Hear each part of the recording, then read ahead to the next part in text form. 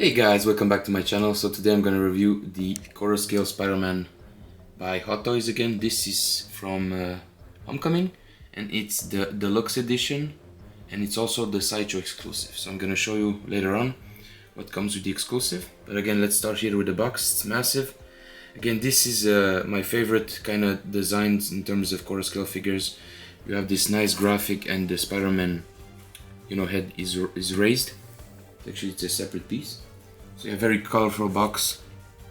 Again, you have the Coruscale logo, Hot Toys, and this is at the time was the 15 figure to come into again Coruscale. So because it's a deluxe version, they also made a regular, which doesn't have that very nice diorama base. So yeah, let's take a look at the box here really quick.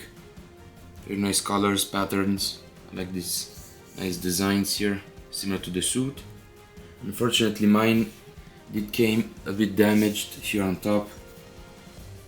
The seller didn't protect it, and I hate when sellers pretty much, they ship you figures and you have zero protections, no bubble wrap, because again, the box has seen better days. This is one of my biggest criticisms when buying, figures on secondary market. I got mine on Facebook groups, and again, a lot of sellers nowadays, they just don't give a crap when shipping stuff. And I think this one didn't came with the brown shipper. So what the seller did, he just put this box in another brown box and sent it that way. Zero protection, zero bubble wrap, no attention to details whatsoever. But fortunately, he gave me a small refund, which was appreciated. So it's better than nothing. But I like my boxes to be in pristine condition, which again, it's not always possible, not even from Sideshow sometimes. So again, it's not a big deal. I just like to share details like this. And again, let me know in the comments below, guys, did you ever got damaged boxes either from Sideshow or on the secondary market? I would like to know. So yeah, this is the box. Again, very nice. It's pretty tall, so yeah, I like the overall look and design. So let's look at the accessories. Okay, so for accessories, we do have a lot of stuff here on the table, which is good. They also included this cable to light up the base, which is very cool because usually they don't include cables. That's very nice. You have the instruction right here. This one is pretty important, I guess, because they show you have the multiple options how to how to assemble the base. There's like 3 options on how to do it, so this is pretty, it's very good for that. What I don't have on the table is the flexible pull, so that's the only thing. You have this crotch grabber or waist grabber. I would recommend not to use this because since it does have these rubbery pieces on the side, you can damage the suit with it. So then you have a bunch of hands. Again, these are very nicely textured. You have a good variety. Some grabbing hands, fists. And this is to hold the webs. Again, you have this nice spider right here. If you remember in the first movie, this was pretty much coming out of his chest and was flying around like a drone. You have these floppy web attachments that go on his armpits. You have magnets, which is good. You have this awesome Tom Holland head sculpt. Very nice face. The hair details are great. You have some variations, as you can see. Yeah, very good likeness. Then you have a backpack. Again, awesome materials. You can actually unzip it and put maybe some hands inside if you don't want to keep them on the box. Usually what I do here on the side is put the telephone, the cell phone on the side. Speaking of cell phone, there's Ned. It's quite funny right there. It's a quite funny scene from the movie. Come on, focus. There you go. And again, you have a spare mask, I guess, to pose in his sand. That little piece goes on his chest if you remove the drone right there. You have a bunch of eyes, very great variety. You have some, I guess, holographic effects that go into his wrist, and this one is the Sideshow exclusive. And it's nothing crazy, but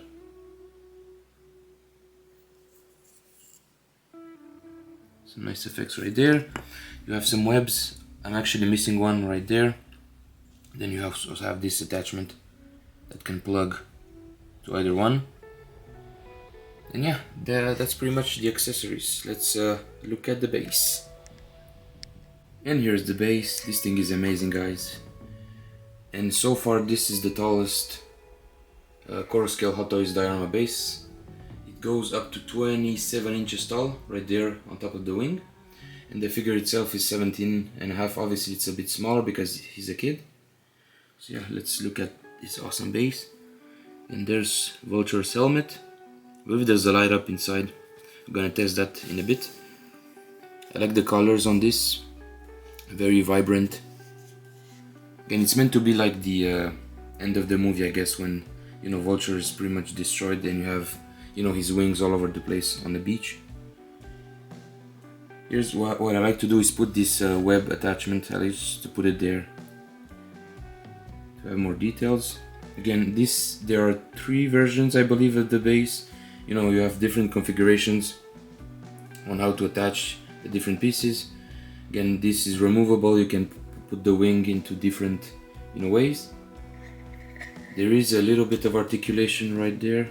This piece kind of comes up, as you can see.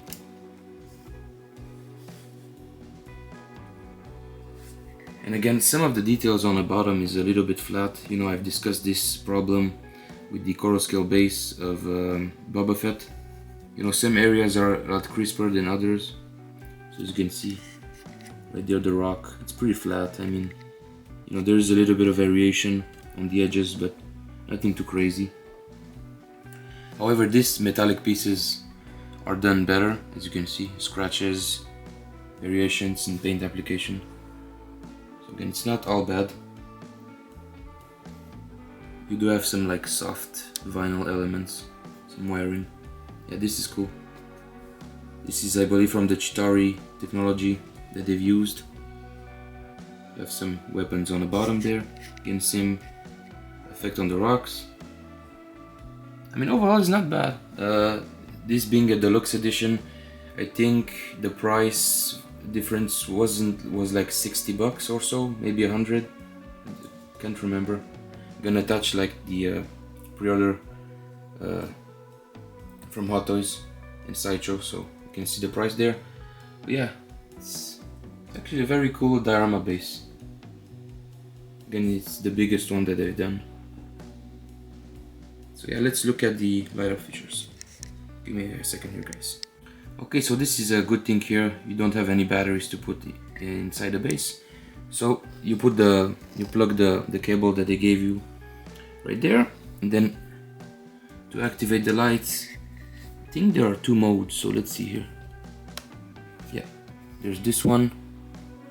So you have the light right there on the gun. Then yeah, I think, yeah, you see the Vulture's eyes light up, and then there's like an orangey light throughout the base. So let's see the other mode. It's on the bottom, so let's put it on the top. Yeah, there's like a flickering action, which is cool, throughout the base. Then it stops, and I think it goes back to flickering, yeah, every couple seconds. So yeah, I mean, it's very cool, actually, pretty impressive. You have some purple lights, bluish lights underneath the base, and they also flicker, so that's awesome, actually. Again, I don't like putting, you know, batteries in my figures or bases, so I think this is a right step in a good direction. So yeah, awesome base. Let's look at the figure.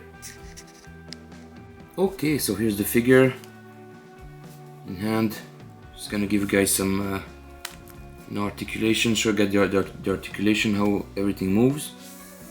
And again, what I like about this guy, you may not see it right away, but the proportions are excellent, especially the traps. I don't think the 1/6 version has those. So from what I can see here, they've added some like rubbery stuff inside, padding.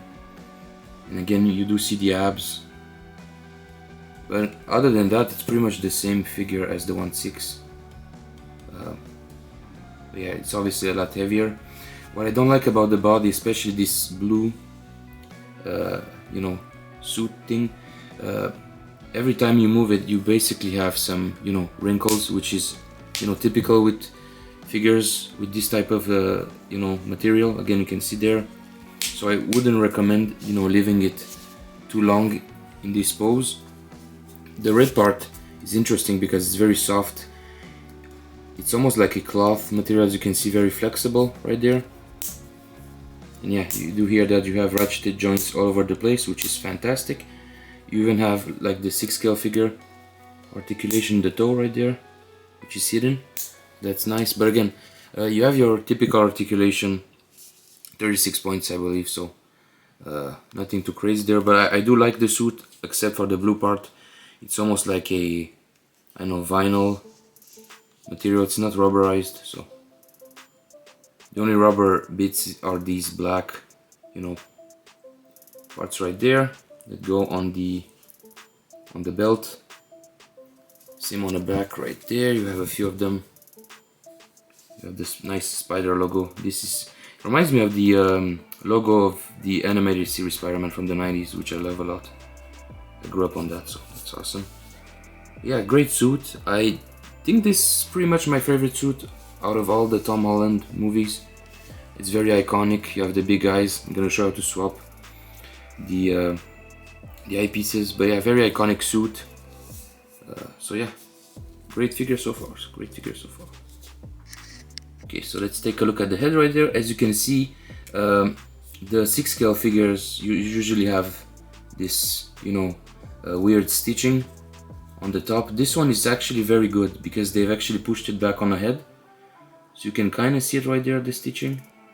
It's very discreet, you know, it almost matches the, you know, the webbing effect. So again, don't have to worry about that when owning this quarter scale figure. The only difference between the newer Spider-Man figures, the 6 scale ones, is this has like a cut on the head, so you plug the neck in. The newer ones basically have already a neck attached to the mask, and you unplug it from the bottom, so you don't have this ugly seam. I'm gonna show you later on. But again, very nice. You see the material right there. It's pretty much a plastic head underneath, and they put like the material over. It's glued on, so it's nice. Yeah, let's see how easy it is to change the eyes. It's been a while since I've done it. So usually what I do is put my fingernail on the top right there. You see, I don't want to mess the suit up. And there you go. Let's see here. Bring the eyes closer. And you have a variety of these. Or like the attack eyes, I believe, the red ones. So again, you have a magnet. That's that one. Let's take a look at all of them. You have this one, which is the open eyes. As you can see, similar to these ones, but these are more open. And then let's see what's next. You have closed ones. Let me take the good ones here. Okay. So you can have, it's almost like a Deadpool where you can have different eyes. It's like squinting. So yeah, these are pretty cool. I think it's a great idea to have multiple of them rather than have you know, multiple head sculpts. You can just swap the eyes. So yeah, that's very cool. So again, another close-up on the Tom Holland head sculpt right there. And very nice eyes. Again, this doesn't have any movable eyes since it's an older figure. But yeah, the head sculpt's pretty much the same one as the 1/6 one from the Homecoming, but it's obviously a lot bigger. Again, crazy details on the hair. I like the variations. Some browns, nice shading. The face again, nice texture. But yeah, the likeness is very good. Again, my only issue is the head is very big, so it's a lot bigger than your almost typical core scale figure. So as you can see here next to the mask, pretty significant. Yeah, it's a lot bigger. So I'm not sure, maybe because he's supposed to be a teenager, he has a bigger head, you know. But yeah, very nice. Here's a close-up of the backpack. Again, the stitching on this is crazy. I like to display the figure holding it by the top right there. But yeah, this is very convincing. I mean, in terms of an actual backpack, this is very detailed. Again, you can position the straps however you like. Again, you can open this. I believe at the moment there's like a foam inside. Yeah, there's an actual zipper right there. Like I said, what I like to do is take the phone, if I can find it right there. Actually put the phone right there, this kind of pocket. So yeah, very detailed. Have the nice, it's like sculpted right there. It's very nice. Oh, it's like wrinkly and stuff. Yeah, it's the same texture as a real backpack, so that's awesome. And yeah, for some reason when putting the head on, it almost has like this giraffe neck. And like I said, the proportions are not too bad, but I feel like the head is maybe too big. So again, maybe that's accurate to the movie, who knows. So yeah, that looks great on the figure. And I prefer, you know, sometimes I you know, display the head and like put the, you know, the extra mask in his hand.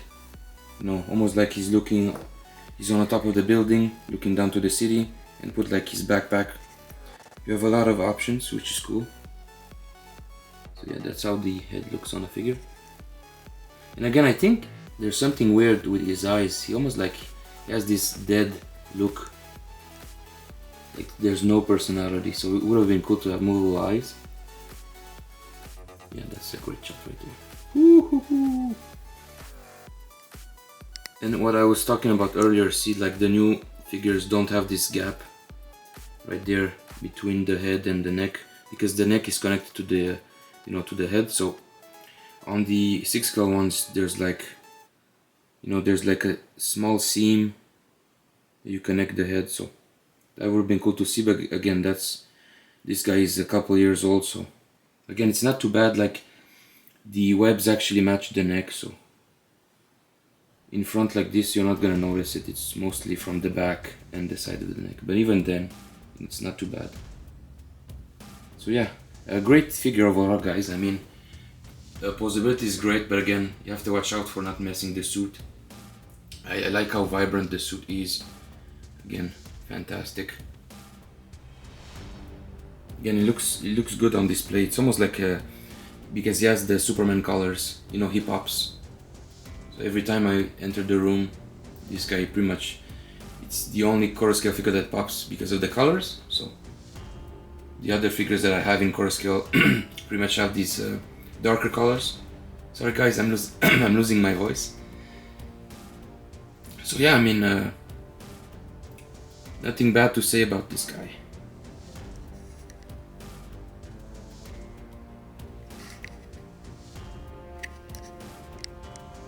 And yeah, it's also very easy to install these flaps right there, because they have magnets, as you can see. So pretty much they stick to the figure, you know, automatically. There's a couple of magnets on his armpits, and his bicep, and come on. It's giving me a hard time, but usually it's very easy to do. You know, there you go, something like that, you know, you get the picture.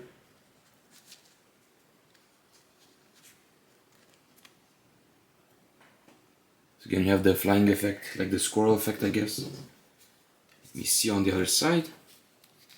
Again, I usually never display him with these wings.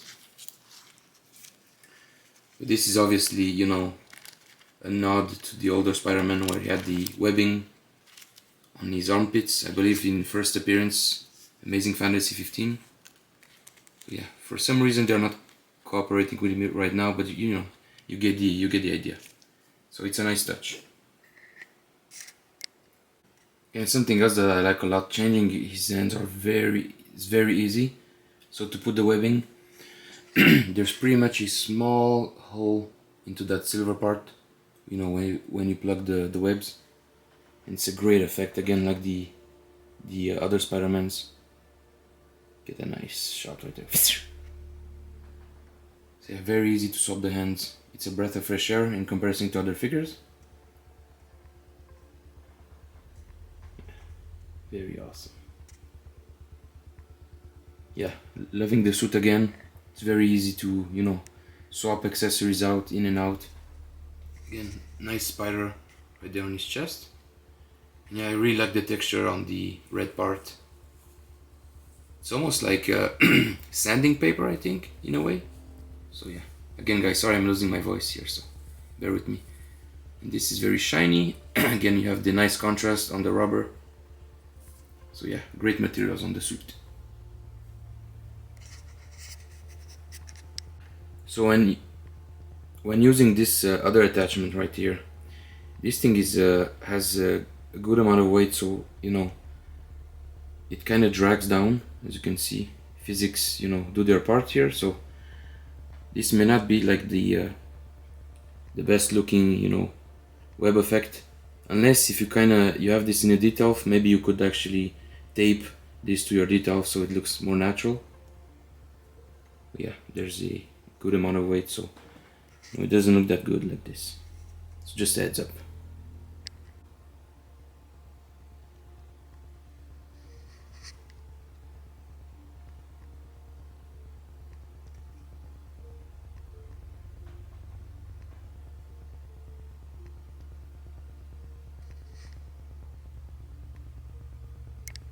And this one is actually my favorite. It's the smallest. You have like this bit, like the web is actually getting shot. It's getting bigger and bigger. So this is my favorite look when using the web effects. Again, very nice. It's actually easy to do. You know, it plugs in there, like I said earlier, and you can actually rotate the gauntlet towards the position and do the same with the hand. So it's very easy to use, very convenient. Very nice. So yeah guys, my final thoughts on the figure. Again, it's another banger for me. I recommend this guy. I was able to get it for like $300 and some, shipped to Canada, which is fantastic. Again, considering it was all close to $600, I believe, the deluxe version, so that's a no-brainer. So yeah, very I recommend this figure all day long. So again guys, thanks for watching. Make sure to subscribe, like the video, and stay until the end of the video. I'm gonna do some showcases. I'm gonna pose the figure around. So yeah, like usual, stay safe guys, have a good day. Talk to you soon. Bye bye.